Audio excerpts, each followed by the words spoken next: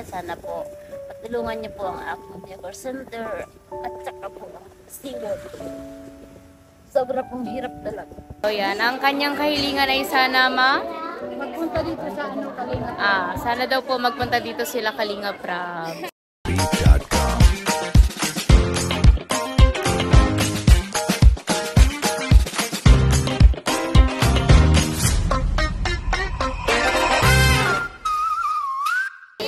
Hello, good afternoon po. So, yan. Today is the day. Andito na po kami sa Karamoan para mamigay ng mga relief goods para sa mga nasalanta ni Bagyong Uwan. So, medyo late, pero ang mahalaga, andito na kami ngayon, yes, para ituloy yon. Andyan ang mga mga team Papati. Thank you po sa'yo, Papa T. Thank you, Papa T. Lima. Yan po ang sumasalubong sa amin. Lima. Iyo po. So, ayan, may nakakilala po sa atin dito si Nanay. Nanonood po siya sa Kalingap. So, napanood niya pa yung nasa school daw ako sa NCF. So, yan. Ang kanyang kahilingan ay sana Magpunta dito sa Kalinga. sana daw po magpunta dito sila Kalinga Prab. So, Kalinga Prab. Kuya Rab, baka naman. Punta ka daw po dito. Karamoan. Yes, punta ka po dito sa Karamoan. Ito hapunan. Pa? Hapunan. Yan, sobrang daming tao na po dito. Yan.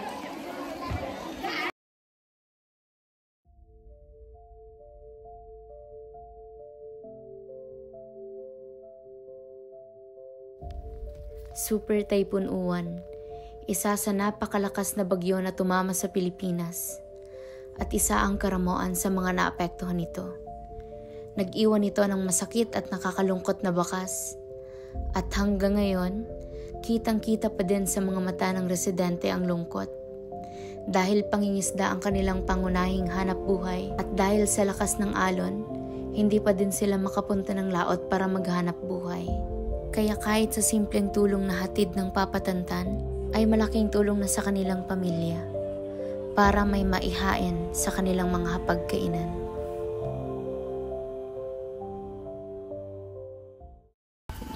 Good morning po, Nanay. Ako po si Mediat Basilonia from Team Papatantan. I-interview po kita, Nay. Tagalog po tayo. I-interview po kita kasi isa ka po sa residente dito. Saan niya po ito? Barangay Hapunan po. Barangay Karamoan. Yan, isa po si Nanay sa naapektuhan ni Bagyong Uwan. Isa siya sa mga residenteng sobrang naapektuhan ni Uwan. Ano pong pangalan niyo? Edith Andres po. Ano pong trabaho niyo? Isa po akong daycare worker dito sa Barangay. Yung bahay niyo po is na-wash out ng bagyo. Totally wash out. Tapos, after po nun, kamusta po dito yung pagtuturo nyo, especially sa mga daycare? Paano po yun naapektuhan ni Bagyong Uwan? Naapektuhan po dahil po yung dinadaanan namin papuntang school, nababaha kasi yung seawall na nagiba. Nagiba po yung seawall? Na ano po yun ang Bagyong Uwan. Ayun po, yung mga bata pag pumapasok, sobrang tubig. Hindi kaya ng mga bata, kaya tinatawid po kung gusto nyo makapag-aral pag pumapasok. Tinatawid ang para lang po makapasok yung mga estudyante. Yung school po na pinag-aaralan ng mga estudyante, kamusta? Sa ngayon po, inabot po yun ng tubig. Iba po mga galing. Nasave po naman po yung galing sa Kalari. Nasave po naman po. Kaso lang, yung loob yung sobrang limit. Ang ginawa ko po, yung mga parent, pinagsama-sama silang mag-parents. So ngayon po, okay na po. Sa barangay Long ako ngayon nakaano. Kasi po yung aking daycare center, nagiba po. Nasira po yung bubong at saka walang pintuan, walang kusina. Yun po ang gusto ko sa mga Yung sa daycare po kasi kailangan talaga ikaw naman yung mga bata. Wala po din dito high school naman. Wala po. Tapos college, wala din po. So, daycare tapos elementary lang po. Oo. So, nag-aaral po ngayon ang mga bata sa barangay. Barangay hall po. Sa barangay hall. Kawawa naman. So, pag mainit po, paano po yung mga bata? Pinapahiram naman po kami ng electric. Sa open po yun? Open siya? Hindi siya room? Ano po, room naman po siya. Malaki siya.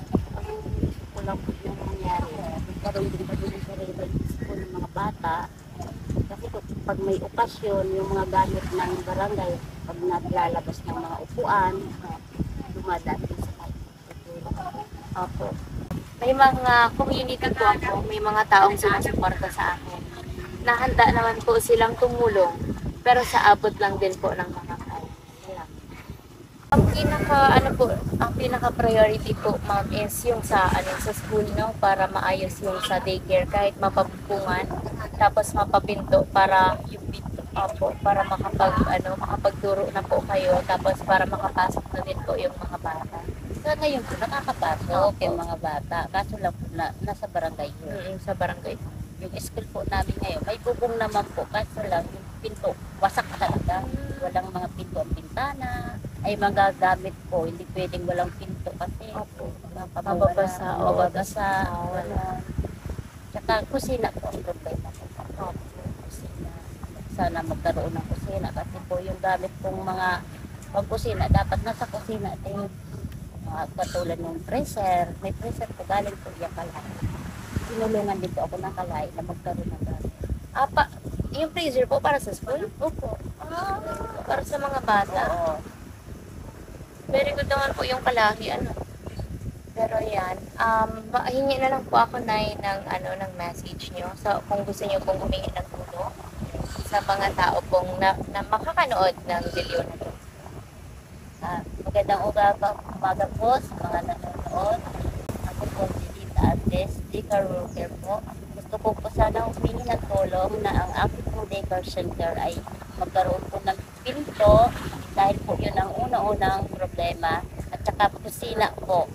Yan po ang aking kahilingan na sana po maayos po ang aking daycare center. Sibol na dinadaanan ng mga bata. Yun. Dito po sa Sitio San Sebastian. Kasi po kahit po kami, mga residente po, maraming naapektuhan ng pag walang sewon. Yun po ang gusto na ng maano pa, sewon. Hinihilig ko po na sana matulungan niyo po kami.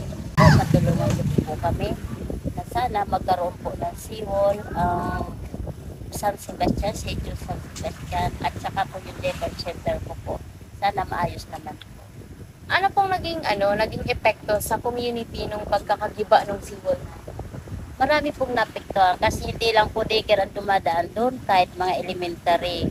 Kasi po pag yung ang tubig tumataas hanggang po dito, hindi po nakakatawid ang mga bata. Minsan ang mga magulang naman pinatawid dun para makarating doon sa barit, pinatawid sa motor. Yun po. Paano po yung mga taong walang motor? Ayun na nga po, mahirap. Sagwan. Sinasagwan po nila. Ilang minuto po yun or ilang oras? Malapit lang po. Kasi ang St. Joseph Sebastian, tapos ito po, barangay po. Malapit lang po. 5 minutes. Dalawang po kahilingan na sana po matulungan ang barangay San Sebastian. Sitio po yan.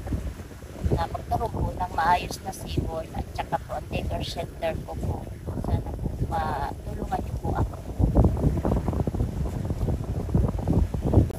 Sa mga makakapanood po nito, tulungan po natin sila. Pero sa abot lang po ng ating mga kaya. Ito po wala naman pong sapilitan. Voluntary po ito. And yun, para po sa akin, yun yung kailangan fokusan. Especially yung sa daycare. Kasi kahit nakakapasok yung mga bata ngayon sa barangay, mas comfortable pa din sila if makakapasok sila dun sa mismong school nila. So yun, wala daw pong pinto and bintana. Sana po matulungan po natin sila para naman makapasok na yung mga bata sa mismong talaga nila, sa mismong para makapag-aral talaga sila and maging comfortable sila. Tapos yung sa seawall po, yan. Pero andyan na, may ano naman po tayo, may mga taong handang tumulong sa atin. And andyan po ang Team Papatanta na tutulong po. Followers niyo po, ma'am. Ay wow, thank you so much po. Opo, andyan, opo, magkakasama po kami nila Boss Carepa. Yan, thank you po ma'am sa pagpa-unlock na ma-interview. Kung makikita nyo po sa likod namin ni Nanay, yung mga puno na yan, pati po yan na ano ng bagyo. Kaya hindi siya ngayon masyadong maganda sa mata, no? Kasi naapektuhan din ng mga puno ng bagyo. Halos walang bunga, oh.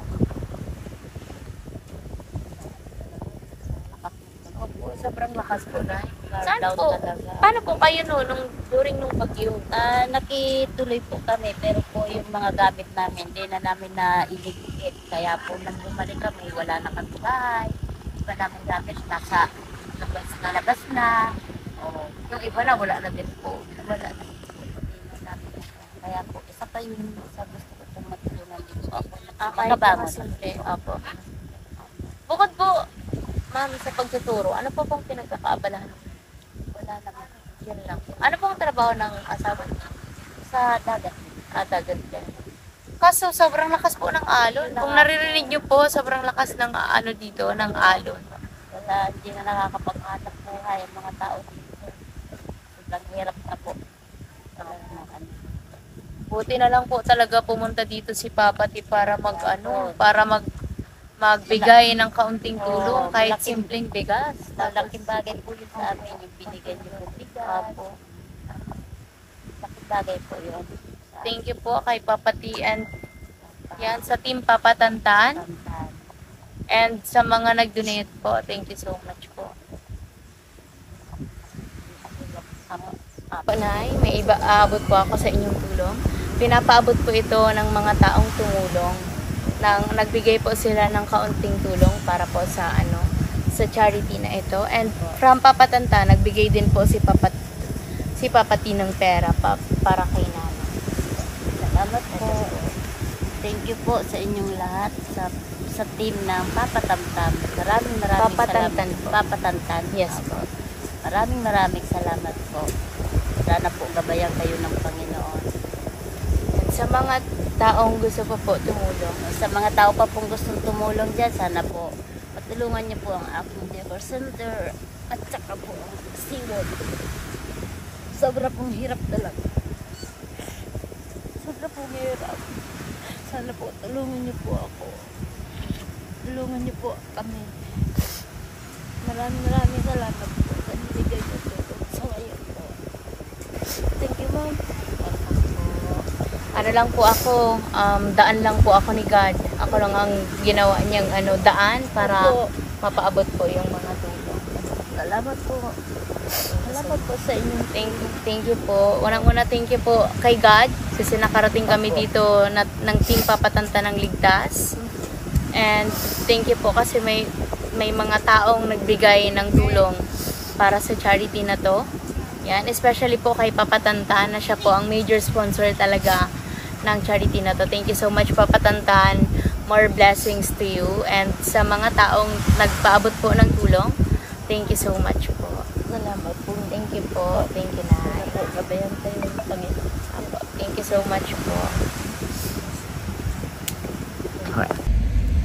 Tapos na po kami mag-charity dito sa Karamoan. So, pauwi na po kami. Thank you so much po, especially kay Papa T, sa Team Papatantan, and sa mga nagpaabot ng tulong. Thank you so much po, and God bless you all. Yan, ipagpapatuloy po namin yung, i-announce ko na din po, ipagpapatuloy po namin yung part 2 dun sa Siruma, dun sa school ng Siruma, and may mga magdo-donate na din daw po, blackboard, pero magpapamiting po ako nun sa community. And yan, thank you po sa walang sawang pagsuporta sa akin, sa mga ginagawa ko, especially sa pag-charity ko. Thank you so much po. God bless you all. Ako po si Mediet Basilonia, aka Leche Flan Girl, na nagsasabing magpatuloy, magtiwala at manalangin. Kasi lahat ng pagod, lahat ng sakripisyo may mapupuntahan sa tamang panahon. Hiraya, Manawan. Yan po ang view dito. Ang ganda. Bye!